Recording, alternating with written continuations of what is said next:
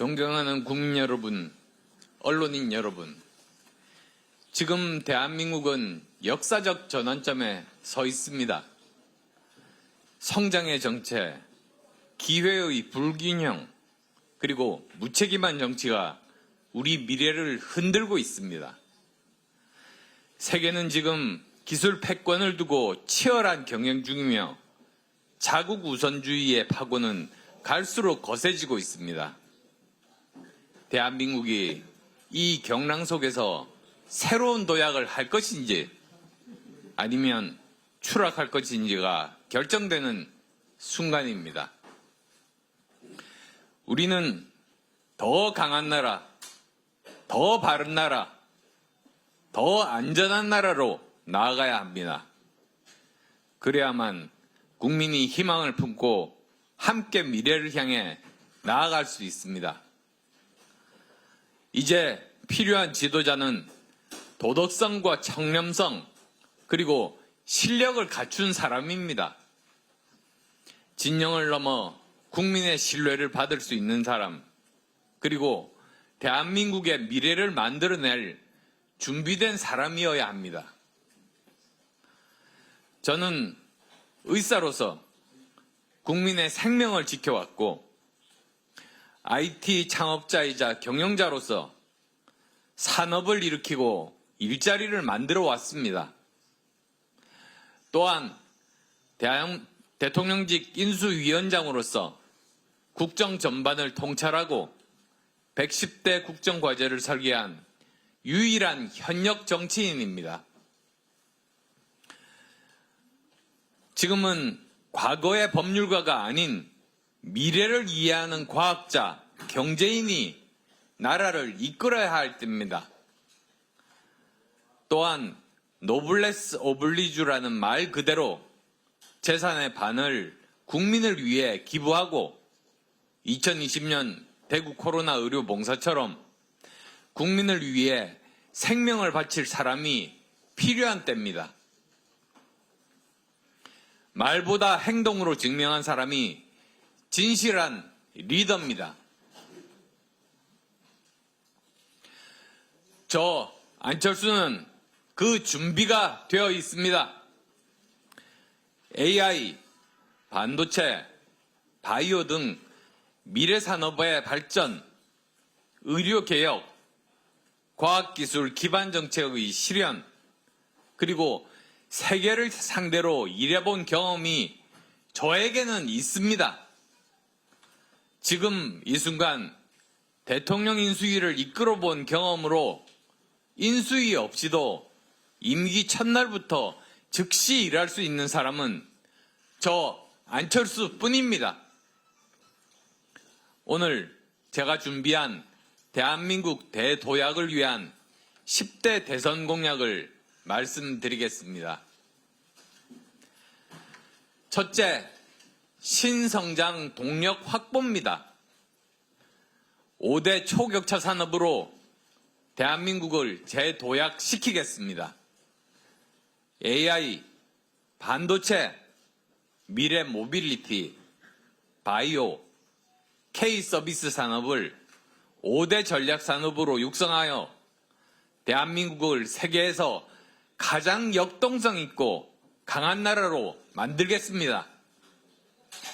2035년까지 AI 세계 3강 진입, 반도체 기술 주권 확보, 연구개발 투자 비중 GDP의 5% 달성, 과학기술 핵심 인재 100만 양성, 그리고 20조 원 규모의 K-스타트업 펀드로 창업 국가를 실현하겠습니다. 둘째, 정치개혁입니다. 낡은 87년 체제를 넘어서겠습니다. 지금 국민의 분열과 혼란, 거대 야당의 폭거를 막지 못하면 대한민국의 미래는 없습니다. 이미 수명을 다한 87년 헌법체제 대신 분권형 개헌 국민투표를 2026년 지방선거와 함께 추진하여 대통령과 국회의 권한을 적절하게 축소하겠습니다. 제왕적 대통령제를 종식하고 책임총리제를 도입하겠습니다. 중대선거구제를 도입하고 공수처를 폐지하겠습니다. 국민이 주인이 되는 정치, 이제는 실현해야 합니다. 셋째, 5대 개혁입니다. 지속 가능한 국가로 만들겠습니다. 연금개혁, 교육개혁, 노동개혁, 의료개혁, 공공개혁을 완수해서 미래세대 부담을 줄이고 공정한 사회를 만들겠습니다. 연금개혁 완성, AI 중심의 커리큘럼, 유연근무 확대, 의료공백 해소, 공공부문 슬림화로 효율적인 정부를 만들겠습니다. 넷째, 지방균형 발전입니다. 지방 소멸 시대를 종식하고 지방정부의 시대를 열겠습니다. 중앙권한과 예산을 지방에 과감히 이양하겠습니다. 국토이용 마스터 플랜을 세워 무분별한 퍼주기, 나눠주기가 아닌 진정한 지방 발전 시대, 지방정부 시대를 열겠습니다. 대구 경북의 첨단 산업, 스마트 제조 거점, 부울경의 해양산업, 방산, 우주항공 중심지, 충청권의 미래 첨단 기술, 우주 모빌리티 허브, 호남권의 AI, 그린 에너지, 농생명 융합 산업 중심지, 강원권과 제주권의 해양 바이오, 디지털 헬스케어 클러스터, 생체 관광 중심지, 이렇게 지역별 첨단 산업 분산 전략으로 전국을 역동적인 경제벨트로 연결하겠습니다. 지역대학 혁신, 광역교통망 구축, 메가시티 육성 등 지방이 중심이 되는 나라로 만들겠습니다. 본격적인 지방정부의 시대를 열겠습니다. 다섯째, 안심복지입니다. 국민 한 사람 한 사람을 지키겠습니다. 아동수당 30만 원, 기초연금의 소득 분위별 차등적 인상, 장애인 노인 돌봄, 치매 국가 책임제, 찾아오는 복지로 복지 사각지대를 해소하겠습니다. 복지국가의 품격을 높이겠습니다. 여섯째, 주거복지입니다. 실수요자 중심의 부동산 정책을 펴겠습니다. 청년, 신혼부부 주택 특별공급, 기준금리 수준의 장기 고정금리 대출, 1주택자 세부담 완화와 외국인 투기세 신설, 그리고 스마트 신도시 3곳을 새로 조성하겠습니다. 일곱째, 저출생 대책입니다. 아이 키우기 좋은 나라를 만들겠습니다. 0세에서 5세 돌봄 국가 책임제, 출산 육아 지원금 1,000만 원, 남성 육아 휴직, 경력 단절인 복귀 지원, 그리고 과학기술 인재 확보를 위한 이민정책 등 미래 세대의 기반을 든든히 만들겠습니다. 여덟째, 외교, 안보, 통일입니다. 실용과 실력 중심의 강한 외교를 펼치겠습니다.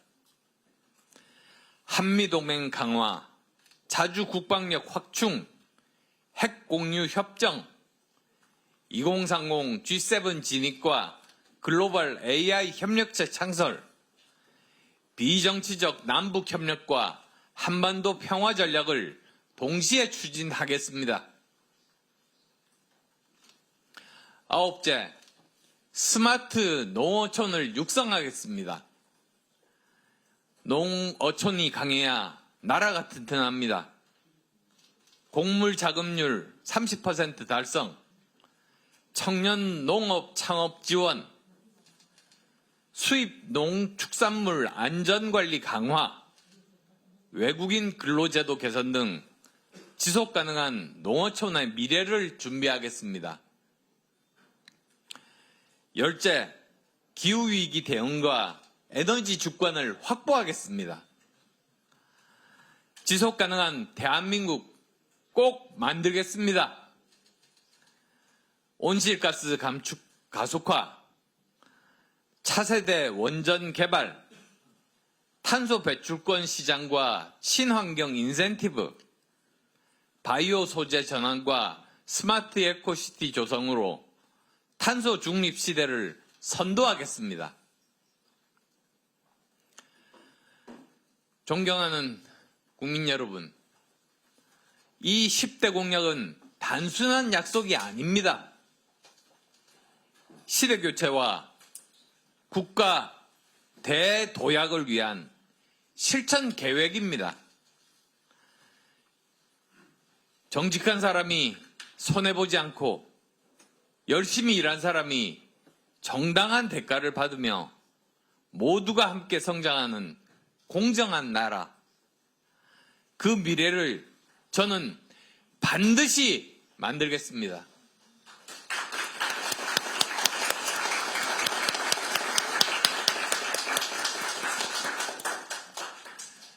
미래는 저절로 오지 않습니다. 우리의 선택으로, 우리의 실천으로 만들어지는 겁니다. 대한민국을 다시 뛰게 할 사람, 국정을 첫날부터 안정적으로 이끌 수 있는 유일한 후보, 저 안철수입니다.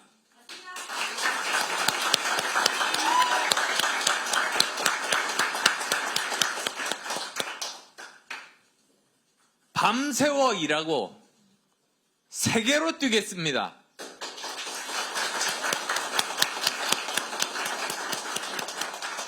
대한민국을 다시 도약시키는 길에 여러분도 함께 해 주십시오.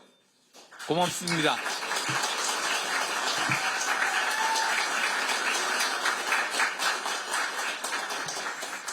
네, 잘 들었습니다. 자, 그럼 질의응답 하시기 전에 공약 전달식을 갖도록 하겠습니다. 미래를 위한 외침 청년단은 앞으로 나와주시기 바랍니다. 우리 청년단이 전달하는 제안서에는 일자리, 주거, 교육 등 다양한 분야에서의 청년들의 현실적인 고민과 바람이 담겨 있습니다. 미래를 위한 외침 청년단에서 청년 세대의 목소리를 담은 공약을 우리 안철수 의원님께 전달하겠습니다.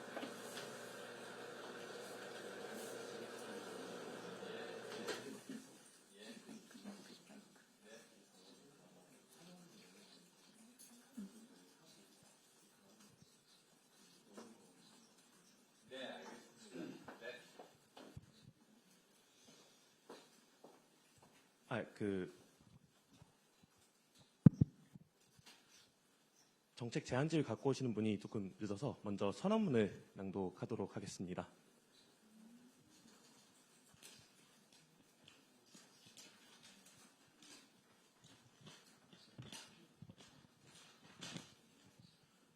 미래를 위한 외침, 안철수 지지 선언을 발표합니다.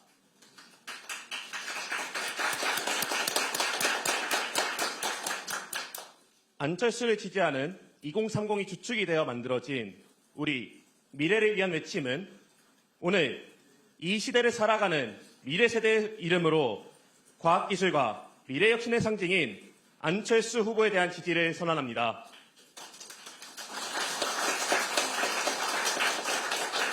우리는 기성 정치의 낡은 대립과 진영 논리에 지쳤습니다.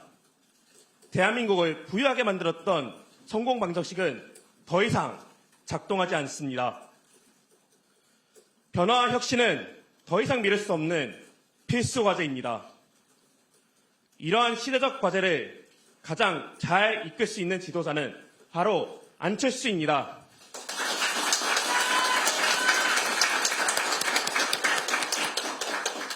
우리 미래 세대가 원하는 건 말이 아닌 결과, 공약이 아닌 실행력, 정쟁이 아닌 미래 해결 사업입니다. 안철수 후보는 말로만 미래를 외치지 않습니다. 미래 세대의 일자리 문제를 IT와 창업 혁신으로 접근했고, 교육의 공정성을 정책으로 설계했으며, 과학기술과 인공지능의 시대를 말이 아닌 실천으로 준비해온 유일한 정치인입니다. 의사로서 국민을 위해 봉사했고, 개발자로서 업석을 세우고 그 재능을 기부해왔습니다.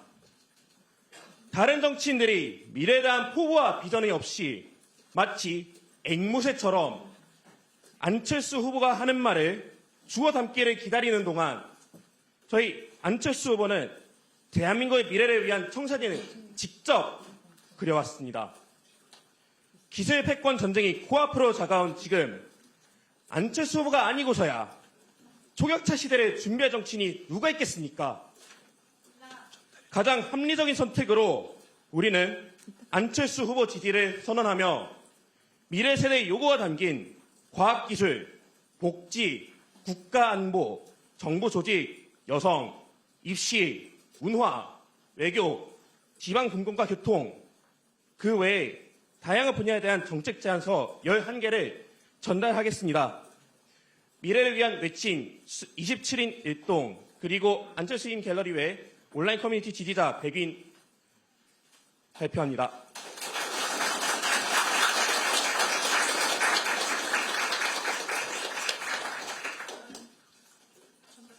네, 정책 내용은 전달하시나요? 네. 네, 미래를 위한 외침 정책의 내용들을 전달하도록 하겠습니다.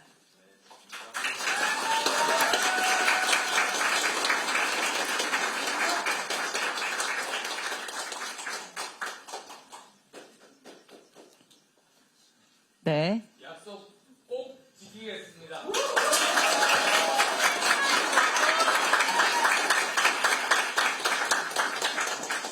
네. 미래 청년들의 어떤 그런 얘기들을 담은 공약들을 전달해 드렸습니다. 그러면 이제 다음으로 넘어가도록 하겠습니다. 자, 어떻게요? 네. 감사합니다. 자, 여기 안철수 가운데 앉으시고요.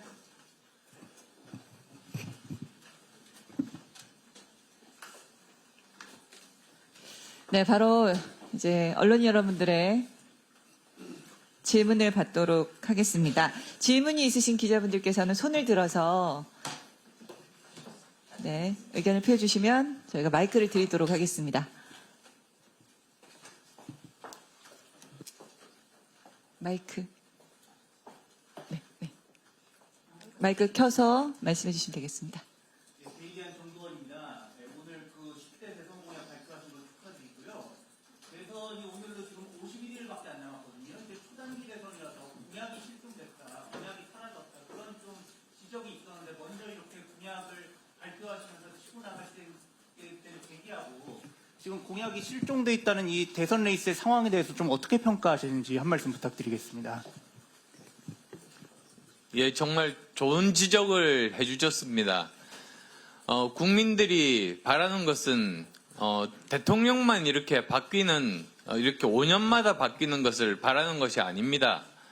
5년마다 새로운 대통령이 국가를 좀 더 발전시키고 국가를 문제점들을 개혁하고 이런 점들을 바라면서 5년마다 이렇게 새로운 대통령을 선출하는 것 아니겠습니까? 그런 면에서 저는 국민들이 가장 바라는 것이 바로 이 공약이라고 생각합니다. 그냥 빌공짜 공약이 아니라 정말 진실한 공약입니다. 그런데 여기서 지금까지 국민들께서 속으신 점이 있습니다. 무슨 뜻이냐면 예를 들면 제가 과학기술 공약을 말씀을 드리겠습니다. 자, 지난번에 지난 대선 때입니다. 과학기술 공약에 대해서 토론회를 열었습니다. 근데 후보로는 저하고 아마 다른 후보 하나 정도 나오고 나머지 큰 당 후보 둘은 후보가 직접 나오는 것이 아니라 그 당에서 과학기술 정책을 입안한 사람들이 나왔습니다. 그래서 엉뚱하게도 대통령 후보와 그리고 그 캠프에 있는 과학기술 담당자가 나와서 토론을 한 거죠. 그러다 보니까 결국은 그 공약이 그분이 대통령이 되고 나서도 실행이 되지 않은 겁니다. 왜냐? 자기 머릿속에 들어있지 않은 내용은 아무리 실무선에서 정리를 해주더라도 그것이 그냥 당선이 되면 잊어버립니다. 그리고 그게 자기 머릿속에서 중요한 순서를 차지하고 있지 않습니다. 그래서 그 공약이 자기 머릿속에 원래 없던 공약이기 때문에 다른 사람이 만들고 다른 사람 입으로 발표한 공약이기 때문에 결국은 그 공약이 실행이 되지 않는 겁니다. 예를 들어서 인공지능과 반도체에 대해서 아무것도 모르는 사람이 그거 아무리 남이 써놓은 것들 이야기를 하더라도 그게 자기 머릿속에 남아 있겠습니까? 대통령에 당선되는 순간 그 사람은 인공지능이라든지 반도체는 전혀 자기 머릿속에 없습니다. 오히려 기본소득이라든지 이런 그전에 자기가 말을 했었던 그것만 남아있겠죠. 그래서 결국은 저는 그런 사람이 대통령이 되면 우리나라는 과학 최빈국이 된다. 오히려 지금 전 세계가 과학기술에 가장 중요하게 생각하고 과학기술 패권 전쟁을 벌이고 있습니다. 즉 과학기술에서 패권을 가진 나라가 세계를 지배합니다. 대만의 TSMC 같은 경우에 대만의 TSMC가 있으니까 중국이 대만을 위협하더라도 미국이 안보까지 책임져 줍니다. 즉 지금은 과학기술이 안보이자 경제이자 그 모든 것입니다. 최첨단 과학기술이 정말로 중요한데 이런 중요한 AI라든지 반도체에 대해서 남들이 써준 것만 그냥 읽는 사람은 그걸 최우선 공약으로 하지 않을 겁니다. 오히려 우리나라가 가지고 있는 돈 그냥 이렇게 퍼주기, 그리고 또 돈이 모자라면 국채를 발행해가지고 국가의 부채만 계속 쌓이게 되겠죠. 그렇게 되면 5년 후 우리 대한민국은 정말 지금과 상상할 수 없을 정도로 빈곤한 국가가 돼버린다. 이미 선례가 있지 않습니까? 남미에 그런 예가 많습니다. 저는 남미에 그런 처음에는 잘 살았지만 이 파퓰리즘으로 인해 가지고 후진국으로 뒤떨어져 버린 이런 나라의 운명이 앞으로 5년간 누가 대통령이 되느냐에 따라서 정말 그런 일이 일어날 수 있다고 생각하고 그것을 막기 위해서 이렇게 대선에 나왔습니다. 그 진심 알아주시기 바랍니다.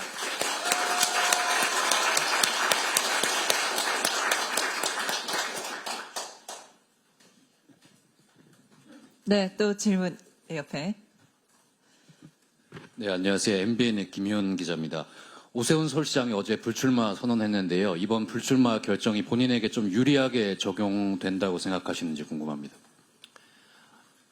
저는 지금까지 선거를 지난 10년간 치르면서 한 번도 어떤 그 룰이라든지 상대에 대해서 유불리를 생각하지 않았습니다. 가장 중요한 거는 결국은 저더라고요. 제가 신념을 가지고 정말 사명감을 가지고 우리 대한민국을 조금이라도 좋은 나라로 발전시킬 그런 자신감 그리고 또 사명감을 가지고 있을 때 그때 그것이 현실화될 수 있다. 저는 그런 생각을 하면서 매번 선거를 뛰었습니다. 네, 또 다른 기자분. 네, 뒤쪽에 계시네요. 네, 저 채널A 남영진인데요. 오늘 김종혁 전 최고는 이 한덕수 차출론에 대해서 뭐 대통령이나 친윤의 각본이라면서 강하게 반발을 하기도 했습니다. 일각에서 나오는 뭐 한덕수 권한대행 추대론이나 빅텐트론에 대해서 어떻게 생각하시는지 궁금합니다. 지금 한덕수 대통령 권한 대행께서 하실 일이 어쩌면 지난번 박근혜 대통령 때 황교안 총리가 권한 대행을 했을 때보다 저는 거의 10배 정도 일이 많다고 생각합니다. 지금 보십시오. 전 세계에서 우선 우리나라 내부에서 지금 그때와 비교해서 서민 경제가 엄청나게 지금 나빠지고 있습니다. 그리고 또 외교 관계에 있어서도 서로 그 10년 전 그 박근혜 대통령 탄핵 그 당시만 하더라도 어느 정도 글로벌라이제이션으로 세계가 협력하는 그런 분위기도 있었습니다만 지금은 오히려 각자 도생의 그런 세상입니다. 지금 관세를 포함해서 나라들이 치열하게 지금 협상 중입니다. 이럴 때 여기에 집중을 해도 사실 성공적인 그런 결과를 얻을 수 있을지 없을지 모르는데 저는 지금 그 한덕수 권한 대행은 이 문제를 해결하는데 즉 국내에 있어서의 이 서민 경제들 그 다음에 또 우리나라가 앞으로 나아가야 될 AI를 포함한 반도체를 포함한 미래 산업에 대한 장기적인 투자 계획들 그 다음에 또 외교에 있어서 관세 문제를 포함한 이런 문제들을 해결하는데 총력을 집중해도 사실은 버거운 그런 형편입니다. 따라서 저는 거기에 집중하시고 그리고 또 이번에 이 대선에 있어서 제대로 공정하게 선출이 될 수 있도록 열심히 관리하시는 것이 그것이 본인에게 주어진 소명이라고 저는 생각합니다.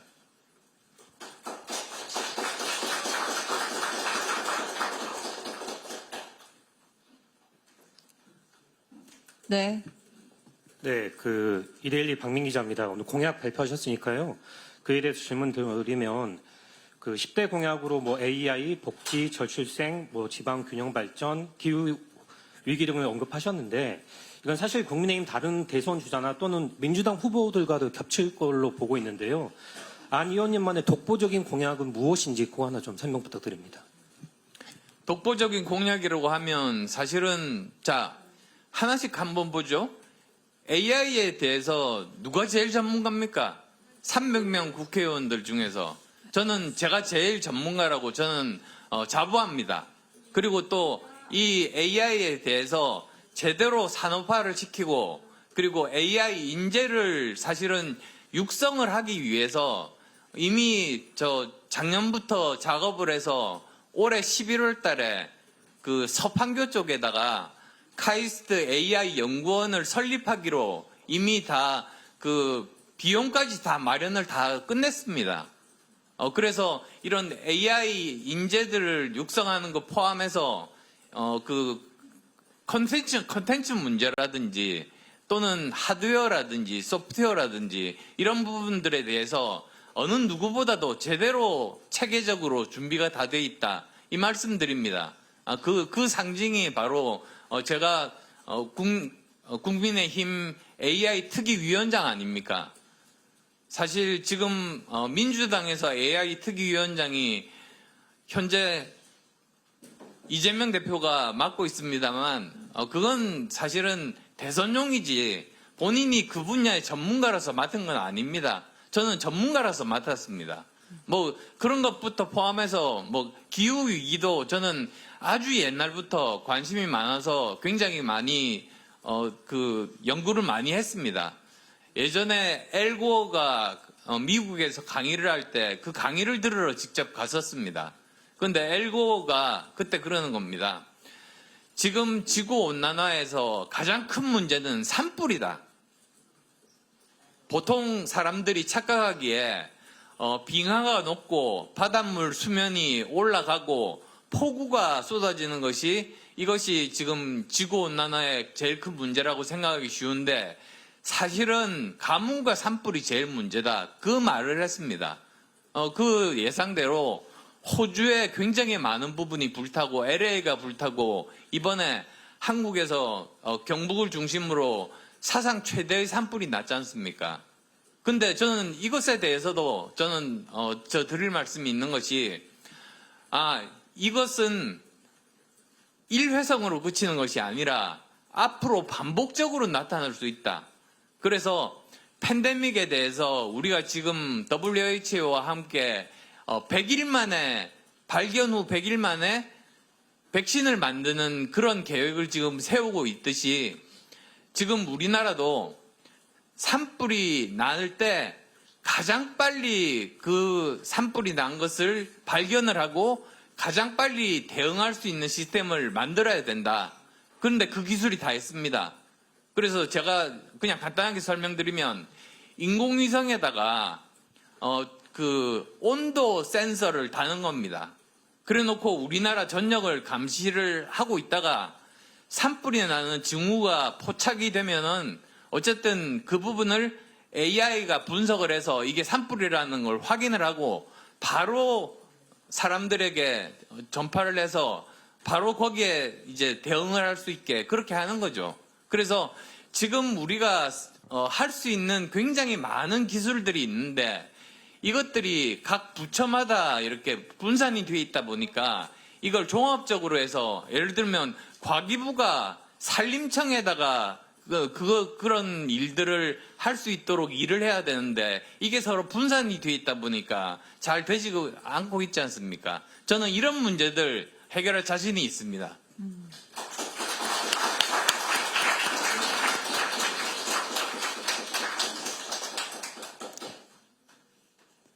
네, 또 질문 있으신가요? 네, 마이크.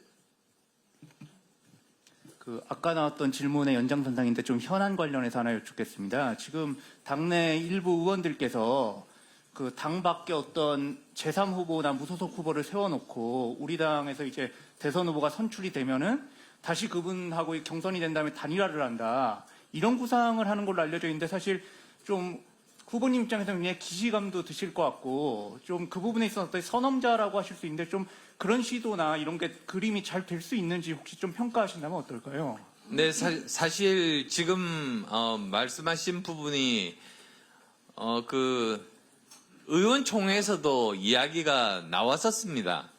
근데 이제 거기서 결국은 결론이 난 것이 지금은 시간이 워낙 촉박하니까 이런 오픈 플랫폼을 만들어서 경선하기는 굉장히 어렵다. 그러니까 우리 당의 그 후보를 우선 선출하고 모든 권한을 이제 그 후보에게 맡기자. 그 후보에게 판단하게 하자. 이런 결론을 내렸습니다. 그래서 아마 이제 우리 당의 후보가 최종적으로 뽑히게 되면 그 후보가 판단할 텐데요. 사실 지난번 2022년 대선 때 저는 갤럽 기준으로 17%를 받은 후보입니다. 과연 지금 바깥에 그 정도의 17%가 아니라 5%가 넘는 후보라도 과연 있는가? 사실 그런 것에 따라서 아마 여러 가지 상황이 그때 되면 어떻게 될지는 모르겠습니다만 그때 상황에 가장 최적화된 우리 당이 이길 수 있는 최선의 방법이 무엇인가? 이렇게 지혜를 저는 모을 수 있다고 생각합니다.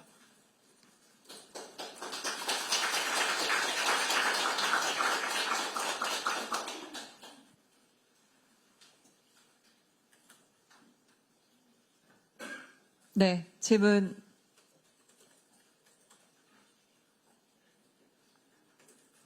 네. 서울신문 곽소영입니다. 그 경선룰 관련해서 질문드리고 예. 싶은데요. 그 역선택 방지 조항이 도입이 됐는데 이거에 대해서 이제 좀 무당층이라던가 중도층을 좀 겨냥하시는 후보분들은 좀 불리하다 이런 지적도 나오고 있는데요. 위원님께서는 어떻게 보시는지 궁금합니다. 저는 어떤 경선 룰이라든지 아까 또 상대방 후보가 어떤 분이 출마하고 출마하지 않고 뭐 거기에 대한 여러 가지 생각들에 대한 질문이 나왔습니다만 저는 당에서 정하는 대로 그대로 따를 생각입니다. 사실 뭐 비유를 들자면 농부가 밭을 탓하겠습니까? 오히려 지금 있는 룰이 정해졌다면 그 룰 하에서 승리할 수 있도록 최선을 다하는 것이 각 후보가 해야 될 일이라고 저는 생각합니다.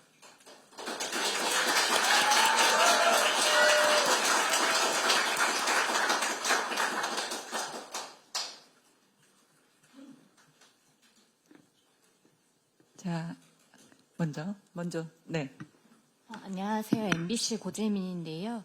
아침에 페이스북에도 올리셨지만 우리 당 출마자들 중에 내란을 미화한 사람, 상식에 벗어난 사람들은 이제 이겨선 안 된다, 출마해서 안 된다 이런 취지로 글을 남기셨는데 그런 면에서 후보께서의 차별점이 있다고 보시는지 궁금합니다. 저는 계엄에 대해서는 헌법에 위배되기 때문에 거기에 대해서 반대를 했습니다. 그리고 이 문제에 대해서는 탄핵에 찬성을 한 사람입니다. 그런데 반대로 이제 탄핵에 오히려 반대를 하신 분들이 이번에 또 나오시지 않습니까? 그런데 그러면 탄핵에 찬성하신 분들은 지금 현재 여러 여론조사에 나옵니다만 30% 정도에 지나지 않습니다. 그러다 보면 오히려 그분들은 똘똘 뭉칠 수 있습니다. 생각이 같을 수 있습니다. 근데 그렇게 되면은 그게 바로 이재명 후보를 대표로 만드는 그런 방법이 되는 거죠. 그래서 저는 오히려 그분들께 호소드리고 싶습니다.